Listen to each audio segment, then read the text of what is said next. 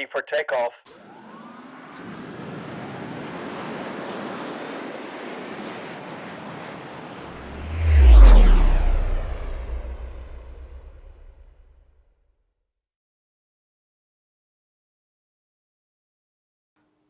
All right, well, hello everyone. In this presentation, I'm going to talk about redistricting in California and the systems I built using Ruby to assist California's redistricting process. My name is Jeremy Evans.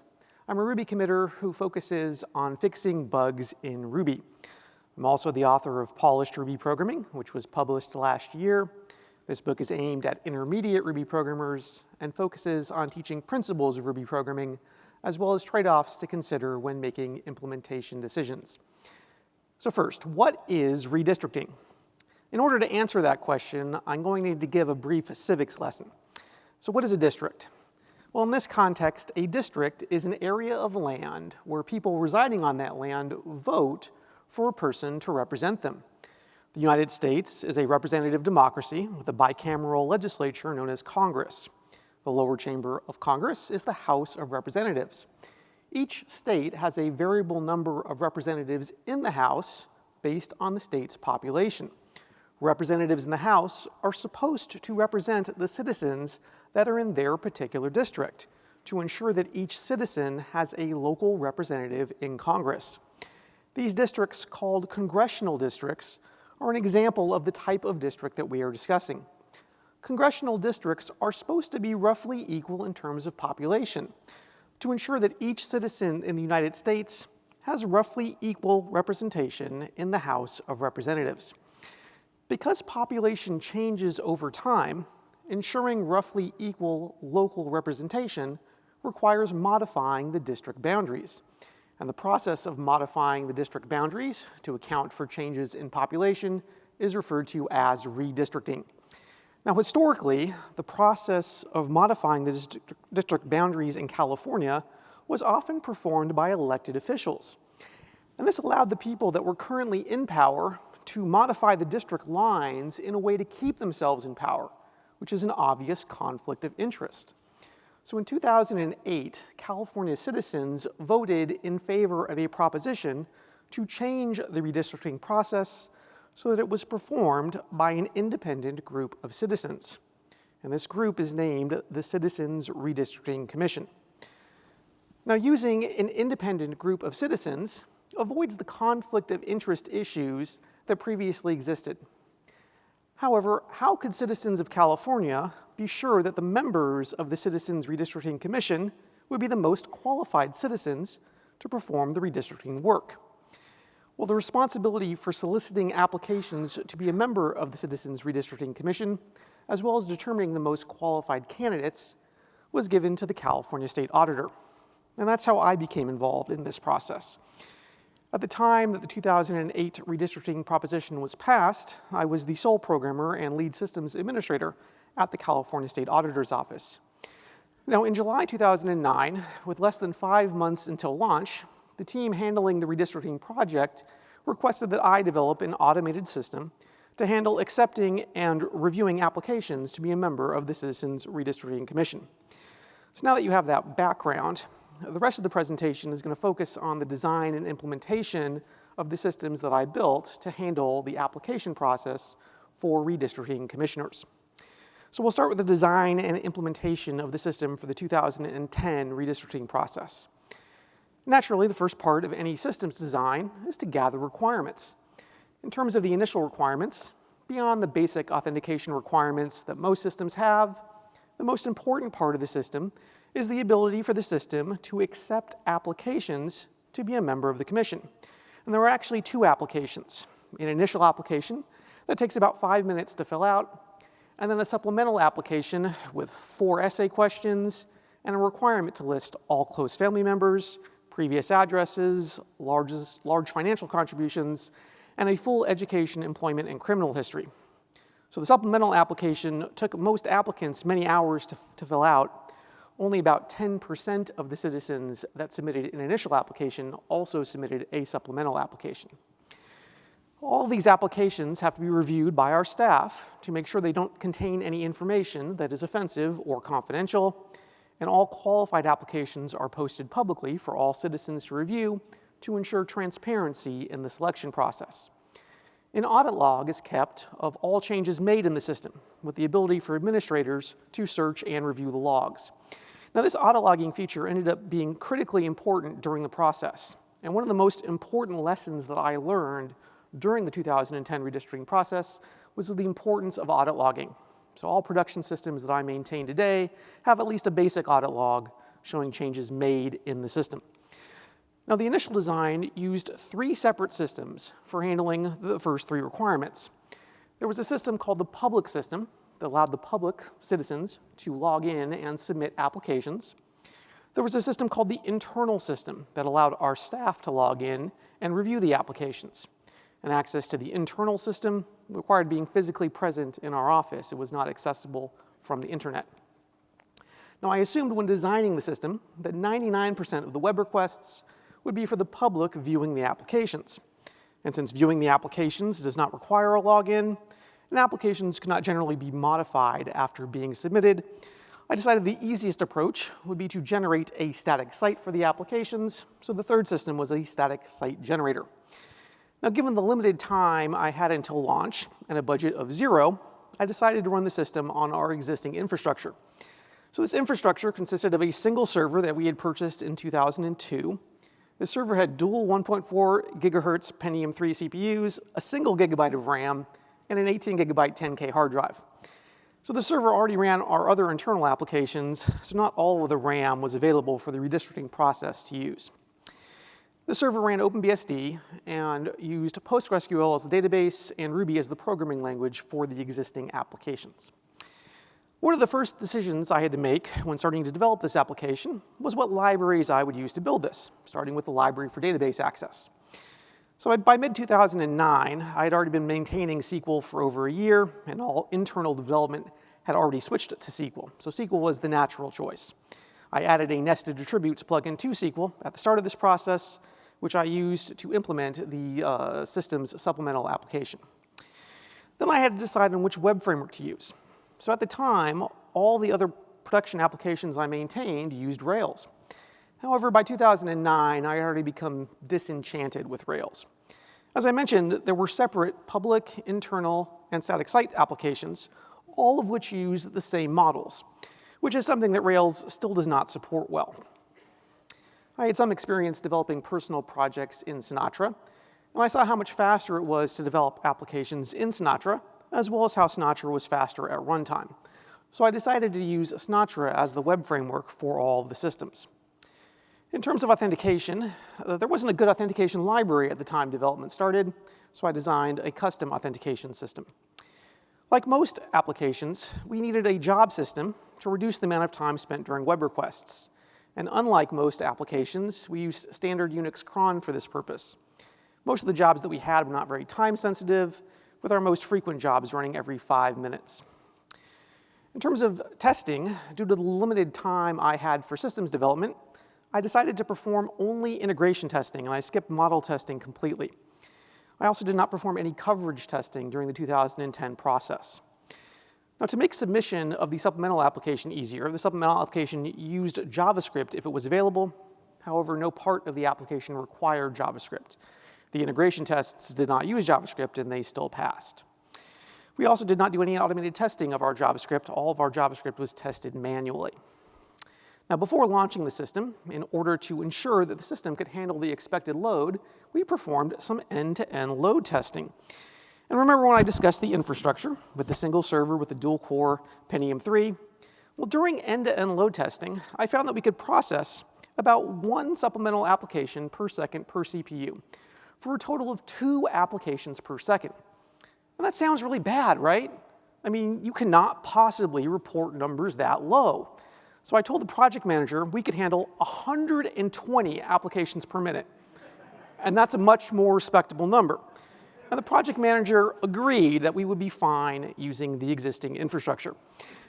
Now, we only received a total of 4,800 applications, supplemental applications, during the 2010 redistricting process, and the existing infrastructure did work fine. Now, here's what the initial application looked like in 2010, and as you can see, we did not spend anything on visual design. I was kind of surprised they didn't have our visual design team make this look prettier. But the project manager told me that he liked that it was obvious to stakeholders that we did not waste any of our budget on visual design. So when the 2010 systems launched, the systems had 44 routes. And by the end of the 2010 redistricting process, the systems had 131 routes, 3 times the number that the systems had at launch. So between system launch and the end of the process, there were 30 database migrations, many of which implemented entirely new subsystems in the application. When we launched, we really had no idea how big the system actually needed to be. There were many subsystems that we did not anticipate needing an automated system for when we launched. So let me give some examples. When we launched, we had no idea how many full applications we would receive. We ended up receiving many more than we expected to receive, and we needed to build a system to review supplemental applications to determine which were the most qualified. When we launched, we knew we would have to accept public comment on applications, but we didn't know what form such public comment would take. We ended up having to build a system to accept, review, and post public comments. Then we determined we needed a system so that applicants could respond to those public comments and for us to review and post their responses. There was an appeals process for applicants who were disqualified, and enough applicants requested reconsideration of their applications that we had to design a system for that. People, being human, make mistakes. As it turns out, a lot of mistakes. We had to build a system for handling submitting, reviewing, and posting amendments to applications. Now, the redistricting team and I used a just-in-time development approach.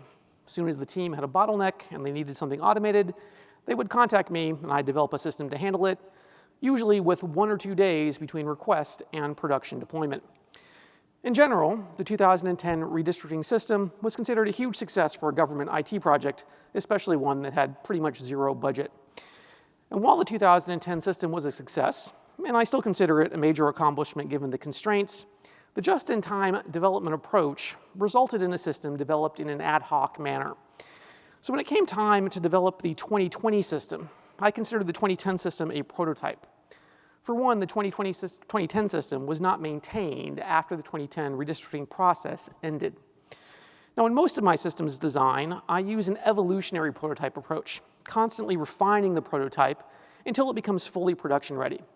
And that's usually because I'm not time constrained when I'm developing prototypes. This is one case where I decided to throw away the prototype and develop a completely new system. Now, we didn't throw away the prototype completely. We did keep it for reference, but the 2020 system shared no code with the 2010 system. Now, in mid-2018, I started designing the 2020 system. And the 2020 system would handle everything that 2010 system handled, and in addition, it would automate some tasks that were not automated in 2010. One new feature in the 2020 system was much more extensive audit logging. So instead of just logging what type of change was made, the 2020 audit log kept previous values for all changed columns.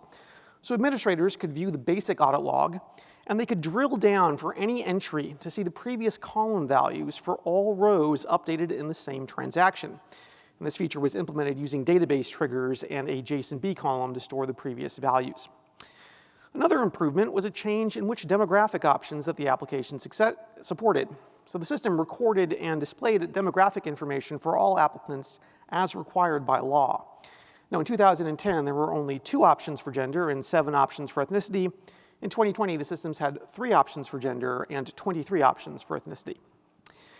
And when designing the 2020 system, I had the expectation up front that it would not be a prototype.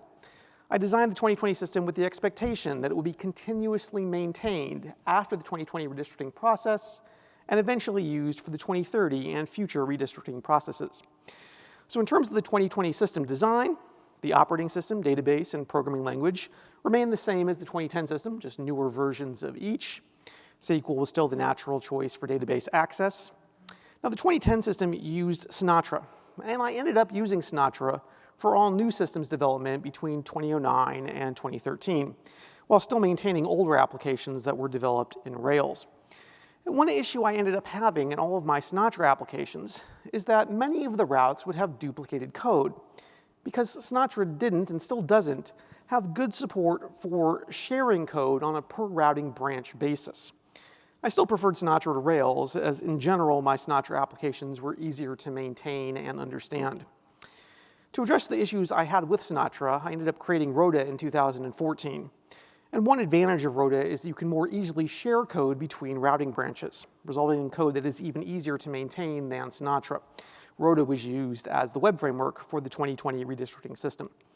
Now in 2015, I had a bunch of applications that all used custom authentication designs, using a more secure approach than most applications where the database user for the application does not have direct access to the password hashes. Now there was not an existing authentication library that supported this approach, and the only other Ruby authentication libraries that existed required Rails. So in 2015, I designed a new authentication library named Rodauth that used this more secure approach. Rodauth was used for authentication in the 2020 system. Rodauth is now Ruby's most advanced authentication library. It's built on top of SQL and Rhoda, but it's usable as a rack middleware to handle authentication for any Ruby web application. One of the big problems that we had during the 2010 process was that users could not remember their passwords. So the project lead wanted to default to a passwordless authentication system in the 2020 system. So early on in the development of the 2020 system, I added a feature to Rodauth to support passwordless authentication using email.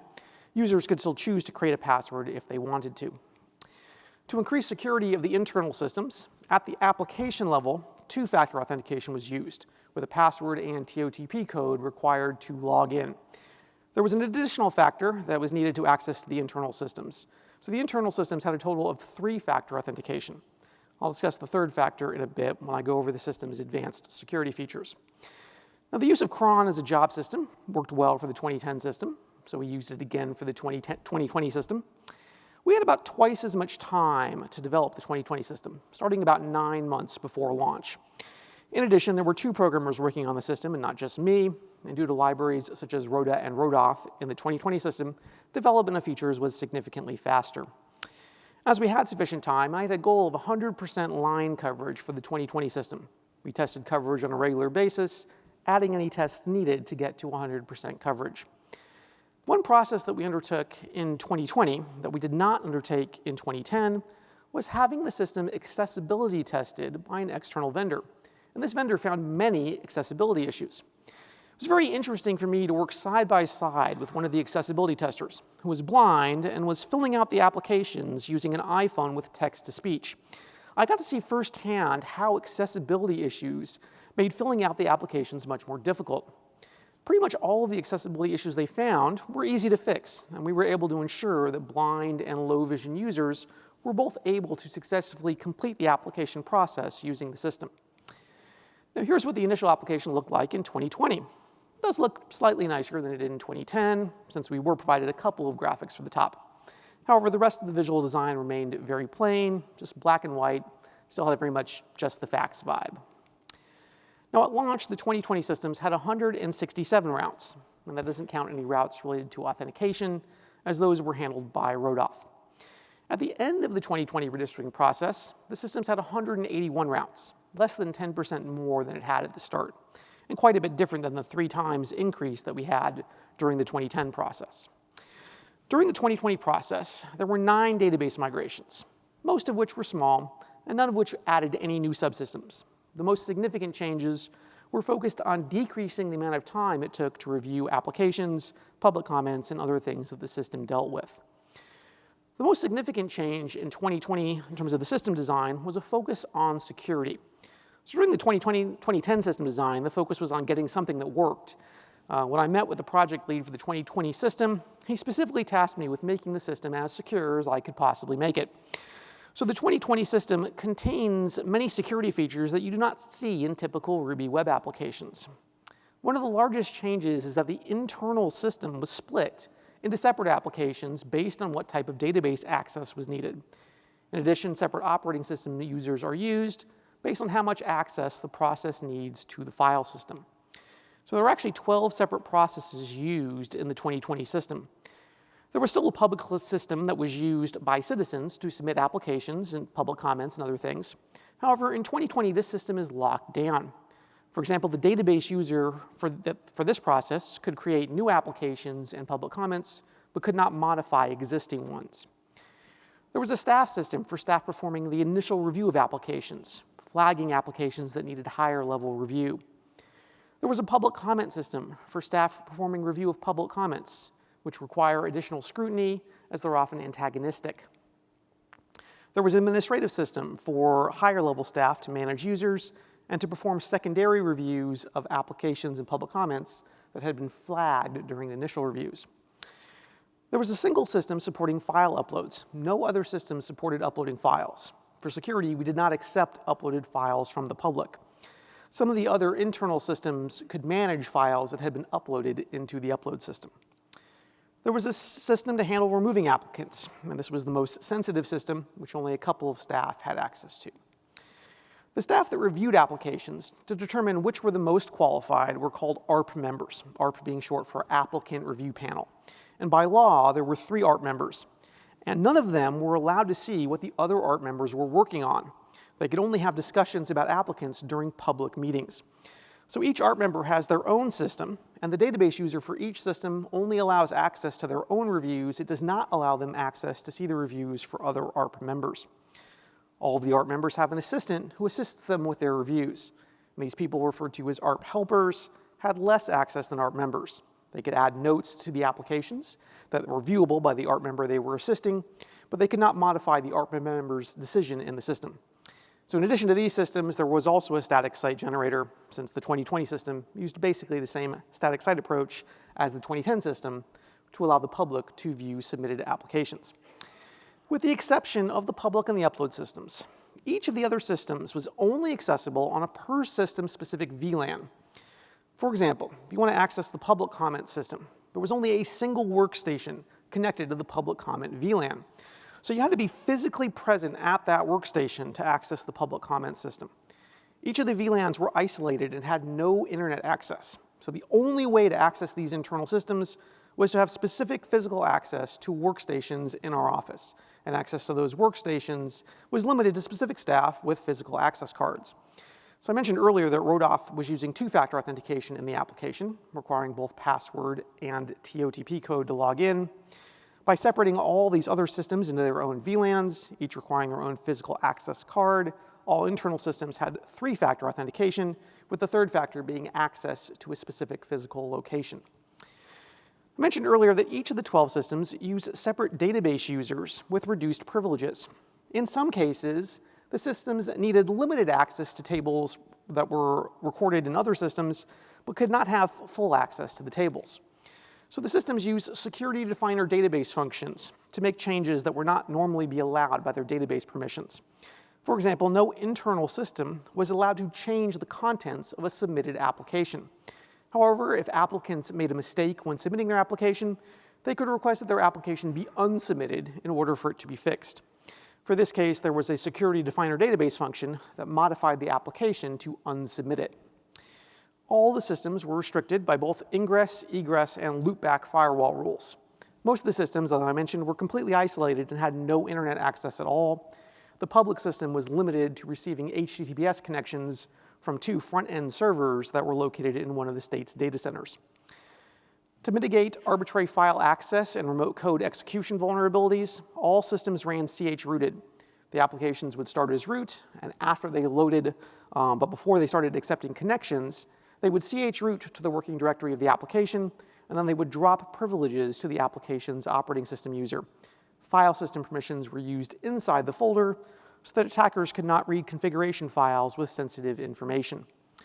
To make exploitation more difficult and to reduce the kernel attack surface for privilege escalation, all systems limited the allowed set of kernel system calls to the minimum that the system needed to function, using an OpenBSD-specific API called Pledge. After the systems are initialized, none of the systems are allowed to fork, exec, or send signals to any other processes. If the system did not need to accept or manage uploaded files, it was not allowed to create or modify any files.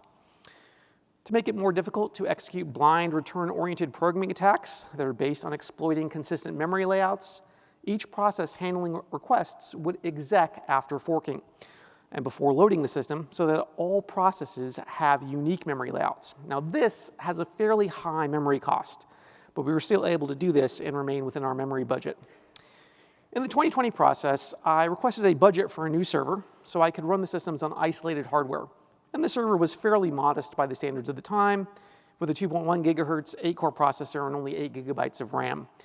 Importantly, it had a RAID 1 of solid-state disks for storage. Now, if you remember, the 2010 system could process about 120 supplemental applications per minute. Due to more modern hardware, newer Ruby and PostgreSQL versions, and more optimized Ruby libraries, the 2020 process could handle 7,200 supplemental applications per minute.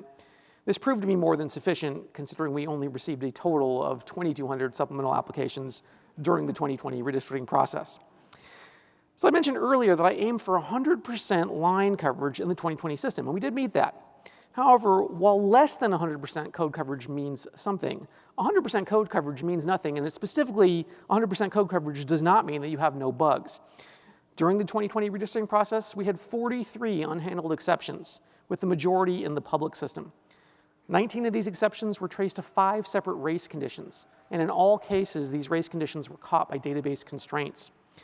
19 of these exceptions were due to form submissions with invalid child associations in cases where SQL's nested attributes plugin hadn't yet supported handling the invalid association automatically. 3 of the exceptions were due to ASCII null being submitted in form submissions during login, and 2 of the exceptions were due to a deployment issue.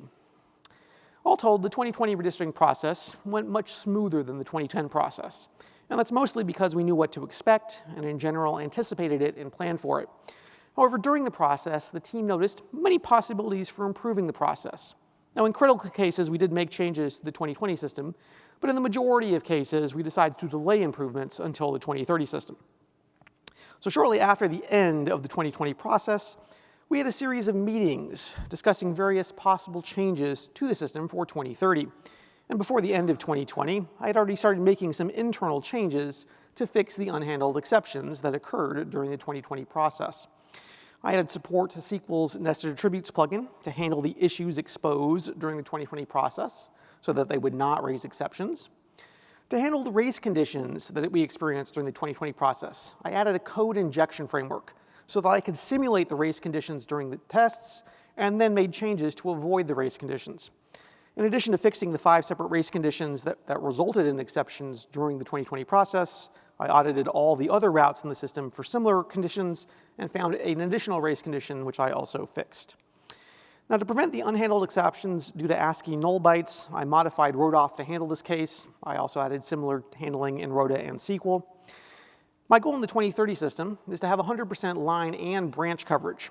We started off with 100 uncovered branches. And over a 2-week period, we covered all 100 branches, finding and fixing 4 previously undetected bugs in the uncovered branches. So I'll say it again for emphasis. 100% line and branch coverage means nothing, but less than 100%, that means something. Another goal for 2030, which I have not yet implemented, is to get to 100% line and branch coverage for all views in the system. Now, the 2020 system used chroot and privilege dropping to limit the file system access to the application directory. For the 2030 system, I switched to using Unveil, which is an OpenBSD-specific API for more granular file system access limiting. This makes it so that only a small portion of the application directory is accessible at runtime, instead of the entire application directory being accessible. Additionally, switching to Unveil made it so the application did not need to be started as root, so privilege dropping was no longer needed. By continuing to maintain and improve on the 2020 system, I think the 2030 system will be just as much of a success. Hope you have fun learning about redistricting in California and how Ruby has helped the redistricting process in the past and will continue to help the redistricting process in the future. If you enjoyed this presentation and want to read more of my thoughts on Ruby programming, please consider picking up a copy of Polished Ruby Programming. And that concludes my presentation. I'd like to thank you all for listening to me.